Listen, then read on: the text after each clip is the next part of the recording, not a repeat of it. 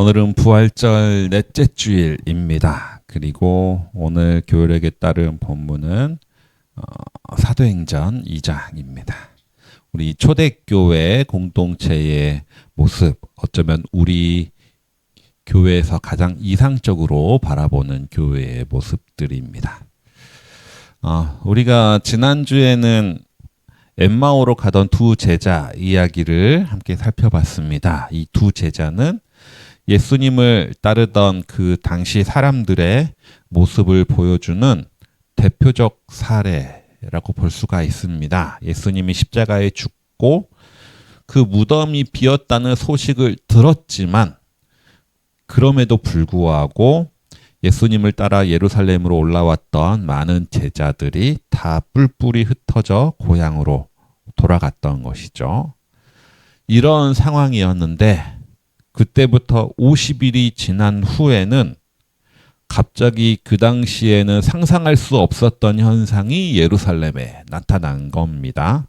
그게 바로 오늘 본문에 나타난 공동체의 탄생, 초대교회의 탄생입니다.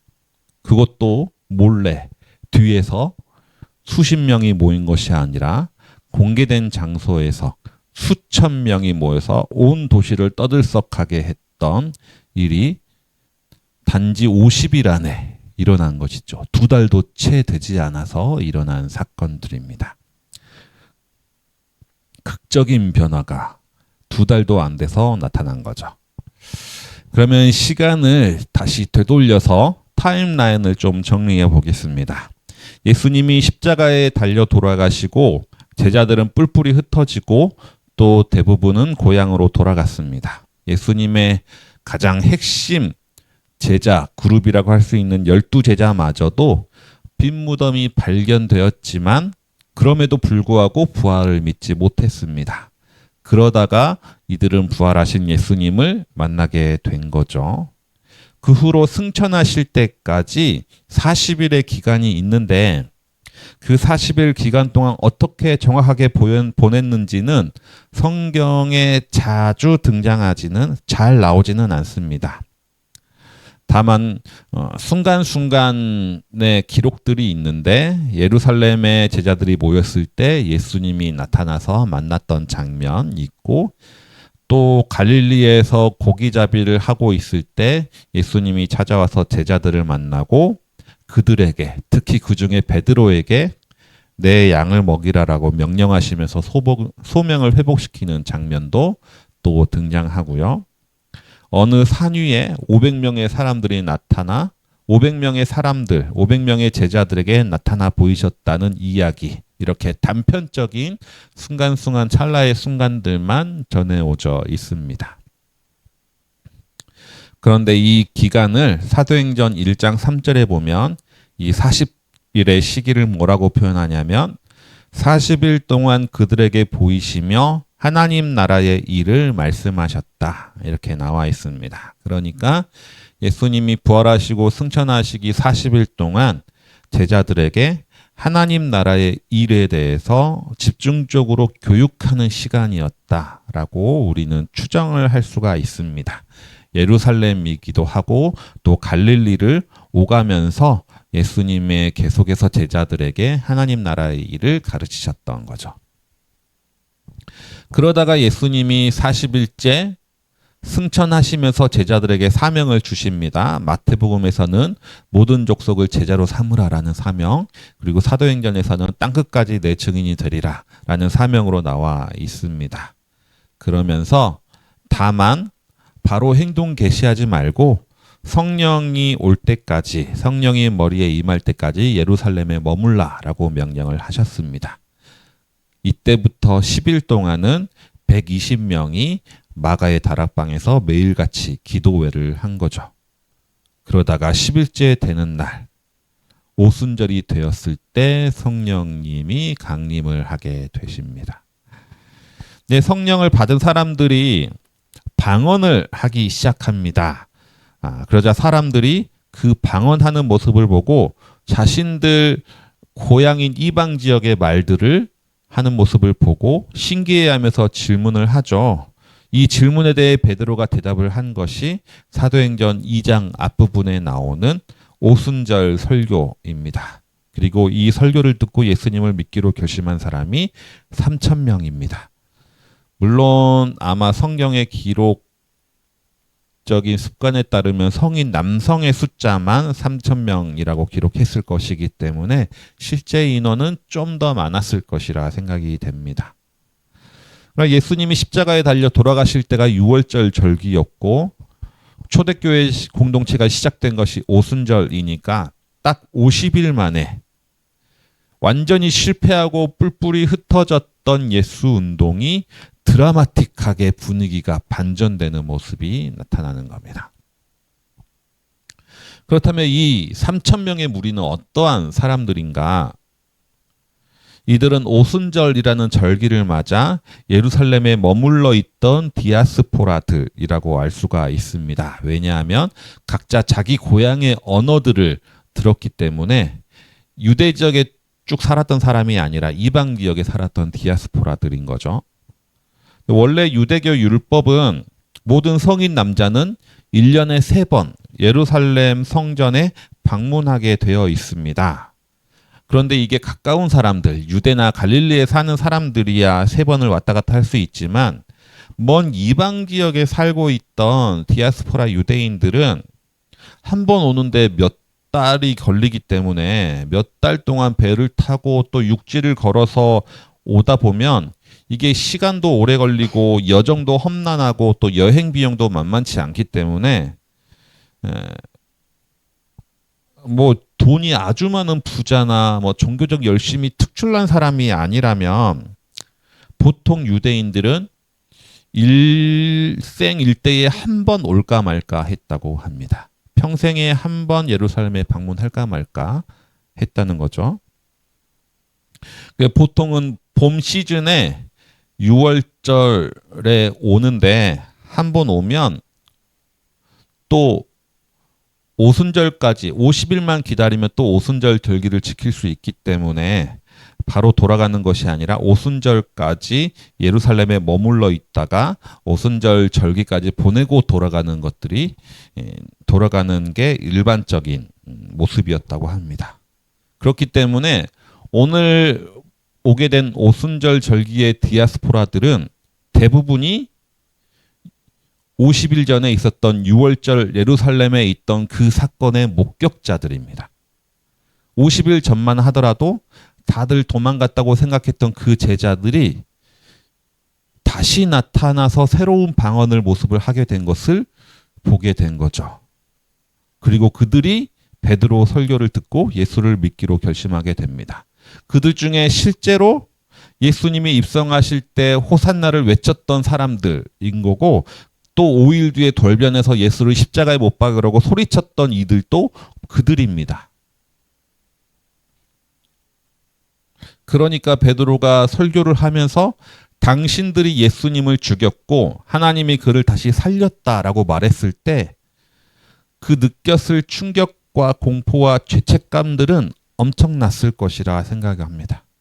그 마음으로 절절하게 그러면 우리는 어떻게 해야 됩니까? 라고 이들은 물었고 베드로와 사도들은 회개하고 세례를 받고 예수를 믿으라 라고 대답을 하는 거죠. 그리고 이로 인해서 예수를 믿는 사람이 3,000명이 되는 겁니다. 근데 그때부터 이 3,000명은 오순절 절기가 끝났는데도 고향으로 돌아가지 않습니다. 예루살렘에 머물러서 공동체 생활을 하게 되는데 여기서부터 이제 초대교회가 시작이 되는 거죠. 6월절부터 오순절까지는 원래부터 예루살렘이 북적대는 기간입니다. 15만 명에서 20만 명이 계속해서 예루살렘에 머무는 기간인 거죠. 이 정도에서 3,000명이 모이는 것은 물론 흔하지 않지만 그렇다고 또 굳이 또 이상하게 볼 겨를은 없습니다. 그런데 오순절 절기까지 끝나고 나면 대부분의 디아스포라가 돌아가면 평소에 예루살렘의 인구는 3만 명에서 5만 명 정도가 된다고 합니다. 그러니까 한 5만 명 정도라고 했을 때 전체 인구가 5만 명 정도인데 3,000명의 숫자가 남아서 공동체를 이루고 있다는 것은 그야말로 예루살렘 전체를 떠들썩하게 만드는 공동체의 등장이라고 볼 수가 있습니다. 그렇다면 이렇게 등장하는 초대교회 공동체는 어떤 모습이고 우리는 이를 통해서 뭘 배워야 하는가? 첫 번째는 우리는 이들이 무엇에 힘썼는지를 배워야 됩니다. 이들 공동체가 무엇에 힘썼는가? 오늘 본문인 42절에 보면 네 가지에 힘썼습니다. 첫 번째는 사도들의 가르침에 힘썼고, 두 번째는 서로 사귀는 일에 힘썼고, 세 번째는 빵을 떼는 일, 그리고 네 번째는 기도입니다. 이것을 통해서 우리는 교회가 해야 될 일이 무엇인가를 깨닫게 되는 거죠. 사도들의 가르침에 몰두했다는 것은 교육 그리고 말씀에 대한 탐구를 했다는 겁니다. 아마도 예수님의 그 40일 동안 예수님께 교육을 받았던 제자들, 그 사도들이 가르치는 것에 몰두했기 때문에 근원으로 따져보면 예수님의 가르침에 몰두했다고 볼 수가 있습니다. 그리고 예수님이 사도들에게 가르쳤던 것은 하나님 나라의 일이었기 때문에 하나님 나라의 일에 대해서 배우는 것, 이것에 몰두했습니다. 이를 통해서 우리가 교회를 통해서 배워나가고 탐구해야 될 것은 뭐냐? 하나님 나라라는 것을 알 수가 있는 거죠. 말씀을 통해서 내가 성공하고 말씀을 통해서 내가 복받는 비결을 배우는 것이 아니었다는 겁니다. 이게 첫 번째죠. 그리고 두 번째는 서로 사귀는 일에 힘썼습니다. 성도 간의 교제에 힘썼다는 거죠. 그리고 세 번째는 빵을 떼는 일에 힘썼습니다. 이 또한 교제라고 볼 수가 있지만 대부분은 예배라고 해석을 할 수가 있습니다. 성찬을 통한 예배인 거죠. 저희도 성찬을 좀 하긴 해야 되는데 성령 강림 주일에 성찬을 하려고 합니다. 마지막으로는 기도에 힘썼습니다. 이 네 가지를 보면 우리 한국 교회들이 중요하게 여기는 것과 약간 다르다는 것을 알 수가 있죠. 한국 교회에서는 프로그램 짜서 돌리려고 하지만 이들은 그러지 않았습니다. 교회 성장을 위한 여러 방법들을 우리는 광고하지만 이들은 그렇지 않았다는 거죠. 두 번째로 우리가 알 수 있는 것은 43절에 보면 모든 사람에게 두려운 마음이 생겼다라고 말을 하고 있습니다. 모든 사람들이 이 예수 공동체를 보고 두려운 마음이 생겼습니다. 사실 진짜로 두려워해야 될 사람은 누구냐면 예수님의 제자가 되는 것을 사실 두려워해야 됩니다. 이 예루살렘이란 장소는 예수님이 반역죄로 처형당한 곳입니다. 이들을 따른다는 것은 공공연하게 예수님을 말한다는 것은 본인도 역시 그 반역죄에 동조하다는 것을 드러내는 거죠. 실제로 며칠 전만 하더라도 예수님의 제자들이 두려워하면서 떨면서 숨고 도망쳤던 곳이 이 예루살렘입니다. 그런데 50일 만에 이제 이들이 예루살렘을 두려워하는 것이 아니라 예루살렘이 이 공동체를 두려워하게 되었다는 거죠. 세상이 이들을 두려워하게 되었다는 겁니다. 부활하신 주님을 만나고 성령님이 임재했을 때 나타나는 변화입니다. 이 시대는 어떠할까요? 우리 한국교회는 어떠할까요? 교회가 세상을 두려워하는가? 세상이 교회를 두려워하고 있는가? 우리는 한번 고민해 볼 필요가 있습니다. 제가 보기에는 아무리 봐도 교회가 세상을 두려워하고 있는 것 같습니다. 왜냐하면 이게 두려워하는 개가 더 크게 짖는 법이거든요. 예전부터 한국 교회는 문화에 대한 두려움과 공포가 가득했습니다. 그래서 마이클 잭슨이 방한한다고 한다거나 레이디 가가가 한국에서 공연한다 그러면 피켓 들고 반대 시위했던 것이 한국 교회입니다. 두렵기 때문입니다. 최근에는 악동 뮤지션 뮤직비디오가 무슨 사탄 숭배의 인신제사라고 주장하는 이러한 해석을 하는 사람들도 나타납니다. 물론 이런 해석을 하는 사람들은 제가 보기에는 그냥 이슈를 끌고 조회수를 늘려서 돈 벌려고 하는 것처럼 보여지지만 이런 해석에 경도되는 이유가 이 낯선 문화에 대한 두려움과 공포 때문입니다. 동성애에 대한 차별과 혐오 발언들 두렵기 때문입니다. 아주 옛날에는 그런 일들도 많았죠. 당군상 목을 자른다거나 마을 장승을 부순다거나 이런 것 자체가 그걸 두려워하기 때문입니다. 그냥 돌이라고 생각하고 그냥 나뭇가지라고 생각한다면 그렇게까지 할 필요가 없습니다. 오히려 교회 이미지만 나빠지는 거죠. 자기 자신이 두렵기 때문에 남들을 두렵게 하기 위해 소리 지르고 겁박하는 겁니다. 하지만 그 이면에는 본인의 두려움 때문인 거죠.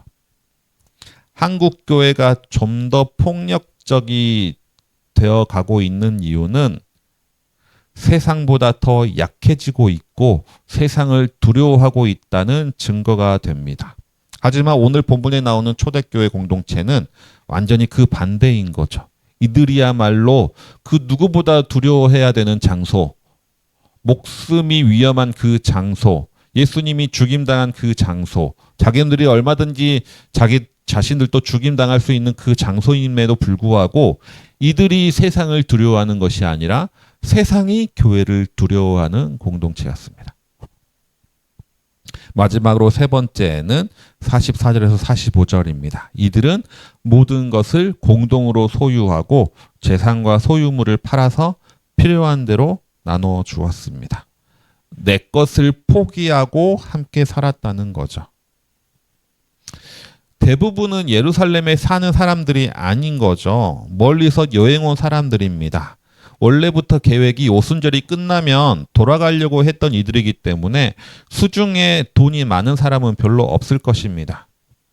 아마 평생 돈을 모아서 일생에 한 번 예루살렘을 순례온 사람들도 많았을 것이고 어쩌면 대부분일 수도 있습니다. 그러니까 그나마 그 중에 돈 있는 사람들은 다 소유와 재산을 팔아가지고 공동으로 사용하면서 그곳에서 먹고 살고 하는 공동체가 유지되었던 거죠. 요즘에 결혼 관련 신조에서 엑셀 부부라는 말이 있습니다. 예, 생활비나 집안일 같은 것을 엑셀표로 세세하게 나눠가지고 관리하는 부부를 말하죠. 심한 경우는 양가 방문을 몇 번씩 하는지도 횟수를 세고 양가에 전화 몇 번씩 하는지도 횟수를 세고 친구를 초대하는 횟수도 센다고 합니다. 아이들 등원하는 횟수도 계산합니다. 그러다가 한 명이 실직하면 돈벌이가 부족해지기 때문에 갈등이 일어나거나 부모님 병원비 지불하는 문제로 싸우다가 이혼하는 사례들도 심심치 않게 들려오고 있습니다. 요즘 이 시대는 어떻게 쓰든지 서로 손해보지 않으려는 세상입니다. 그러다 보니 이러한 시대를 살다 보니 한국 교회에서도 계속 돈 문제가 됩니다. 한국 교회의 가장 큰 병폐 중에 하나가 직분 장사죠. 장로 임직 받으려면 얼마를 내야 되고 안수 집사나 권사 임직하려면 얼마 헌금 내라고 합니다. 한 목사님이 이걸 바꾸고 싶어서 임직 헌금을 없애려고 하니까 가장 크게 반대했던 분들이 그 전에 임직한 사람들이었다는 거죠. 나는 냈는데 왜 다른 사람들한테는 안 받느냐는 겁니다. 말씀을 정리해 보겠습니다. 우리는 예루살렘에 처음 시작했던 초대교회 공동체들을 바라보며 그동안 우리가 잃어버리고 놓쳐버렸던 것들이 무엇인지를 고민하게 됩니다. 한국 교회는 교회 성장을 위해서 온갖 프로그램과 행사들을 동원하고 있지만 오히려 교세는 점점 줄어들고 있습니다. 이 나라와 사회에 대해서 그 어느 때보다 많은 목소리를 내고 정치적 발언들을 이어내고 있지만 오히려 영향력과 신뢰도는 바닥을 치고 있습니다. 그 어느 때보다 한국 교회는 부동산을 많이 소유하고 돈이 많이 화려한 건물도 많이 있지만 여전히 돈에 얽매이고 있는 모습을 보게 됩니다. 하지만 성경에서 바라본 초대교회 처음 공동체의 모습은 이와 전혀 반대인 것이죠. 교회 성장을 위해 그 어떤 프로그램도 돌리고 있지 않지만 가장 크게 성장하고 있는 공동체였습니다. 그저 모여서 교제하고 기도하고 예배하고 성경 공부만 하고 있지만 세상에 그 어떤 메시지도 선포하고 있지 않지만 세상은 그들을 두려워했습니다. 그리고 가장 가난한 순례객들이 모인 공동체였지만 그 어느 것보다 풍성한 나눔이 있었습니다. 어떻게 이게 가능했을까? 어떻게 이게 가능했을까? 바로 예수 그리스도의 부활을 믿는 부활 신앙 때문인 거죠. 그 부활 신앙이 제자들을 사도로 변화시켰고 그 부활 신앙이 사도들을 통해서 공동체를 변화시킨 겁니다. 이것이 바로 부활을 믿는 신앙의 능력입니다. 그리고 또 다른 하나는 성령님의 함께 하심이었습니다. 그 성령님이 지금 우리와도 함께 하십니다. 그리고 부활의 첫 열매가 되신 예수님은 지금도 우리에게 그러한 신앙으로 살아갈 수 있도록 격려하십니다. 당장 눈에 보이는 한국 교회의 모습들은 너무나 어둡고 절망적이지만 우리 바라본 교회는 다시 새로운 공동체를 꿈꾸며 하나님의 나라를 만들어 가시는 우리 모든 성도님들 되시기 바랍니다. 주신 말씀 기억하시면서 내일을 바라보며 기도 함께 드리겠습니다.